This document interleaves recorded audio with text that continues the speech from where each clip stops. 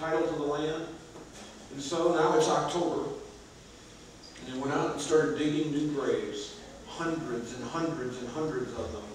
And then they exhumed the bodies from the wheat fields and the cornfields and the orchards around Gettysburg.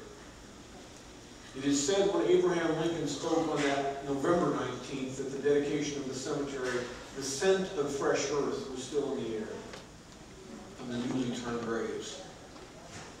And then, in that setting, while undoubtedly thousands of people who had traveled hundreds, if not thousands of miles to be there for their loved ones' interment, stood weeping, in 272 words, Abraham Lincoln described what this country was, where it had come from, what it was at that day, and what with God's blessing it will forever be. Amazing communicator. And then there was Ronald Reagan.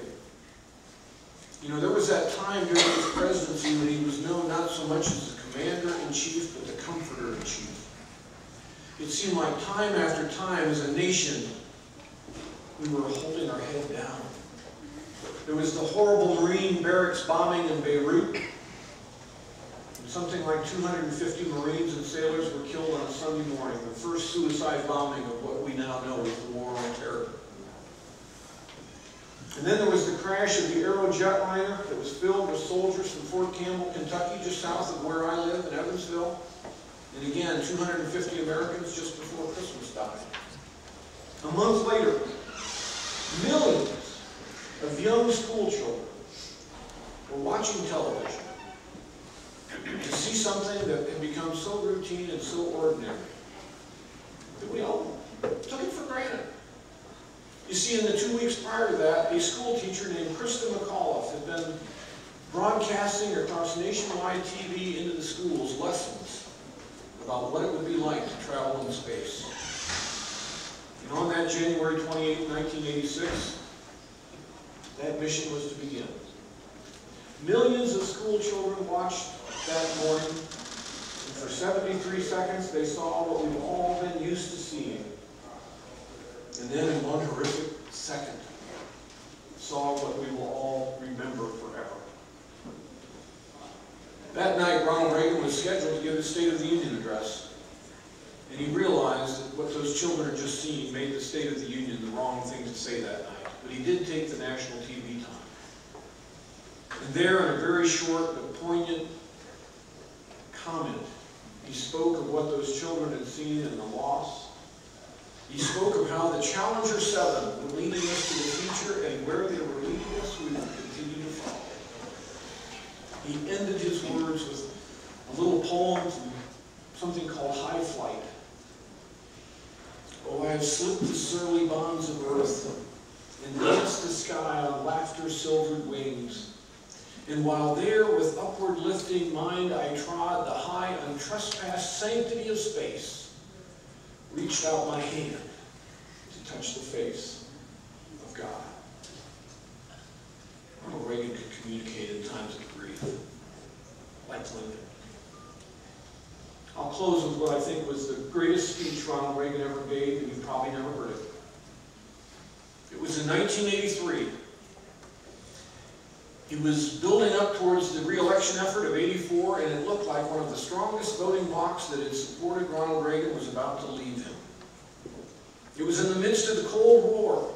The nuclear arms race was in full force. And there was a peace movement in Europe, and it had spread to the United States, and some of you will remember there were calls for a nuclear freeze. Stop the deployment of nuclear weapons. This is madness. And there was an evangelical conference that was going to take place down south, and they were going to vote on a resolution to ask the president to have a nuclear freeze. And he was absolutely opposed to it. He asked if he could speak to that convention, and of course they granted the request.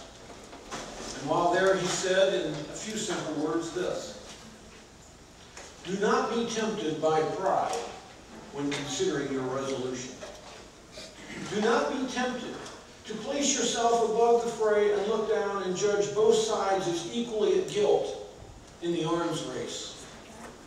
Do not forget the cold, naked aggression the evil empire.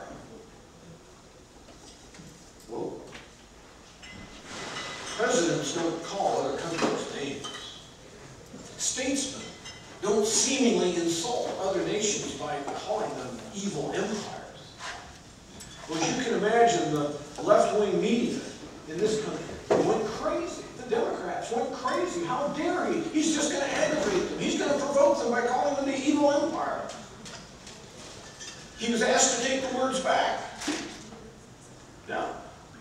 No, I say it because it's true. It's what they are. They are the evil empire. Even within Reagan's administration, the State Department, who didn't want him to say it, said, quit saying it. And he said no. A few weeks ago, by chance, I met in Washington, D.C. a gentleman by the name of Ken Tomlinson. Ken was the head of the Voice of America radio network, which, if you recall, there were shortwave radio stations in the western side of Europe that were constantly in the messages in the languages of the Eastern Bloc, constantly putting in the news of what was happening in the world because the Soviet Union was never let their own people hear. And Ken Tomlinson got the word, started broadcasting this message of the evil empire, and even Reagan's State Department came down and said, don't you do it.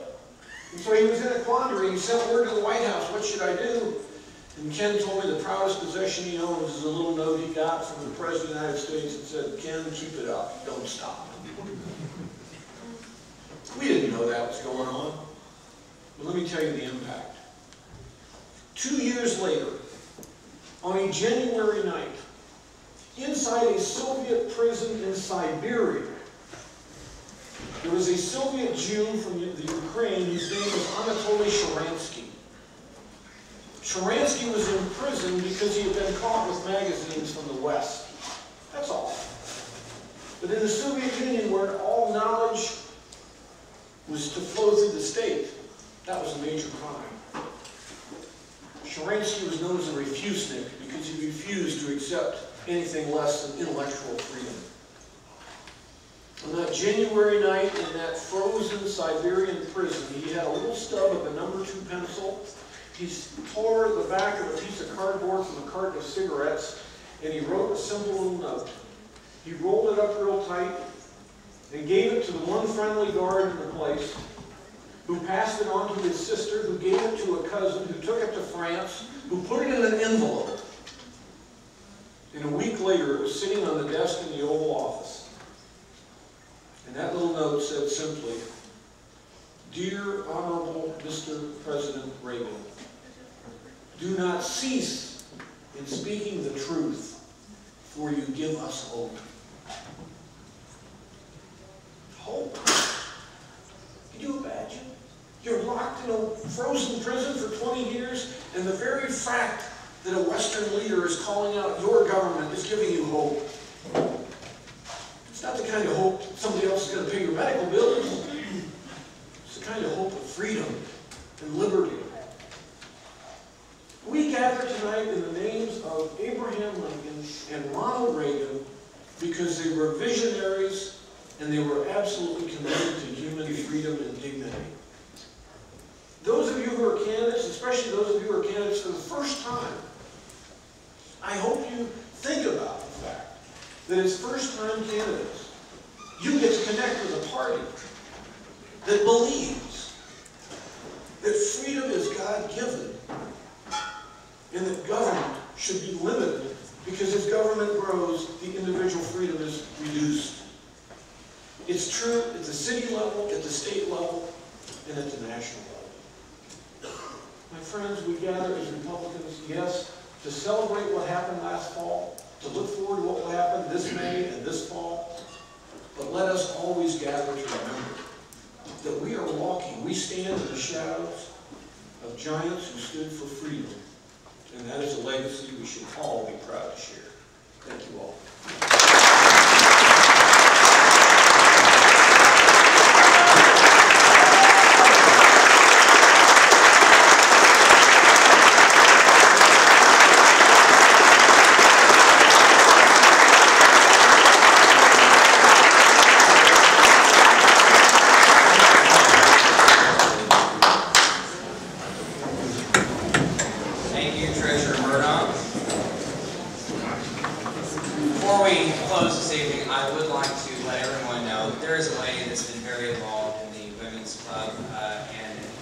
different organizations in our community and different aspects of the Republican Party. She always worked with polls. She's been informed that she has terminal cancer, and she's under process of care now. And I would like it if you would all, as we leave here tonight, to remember Pat Beckman and her family in your prayers. Also, the Republican ladies, I want you to save the date, June the 11th, 2011, from 5 p.m. until for Beer and Brats. I don't know. It's a Brats.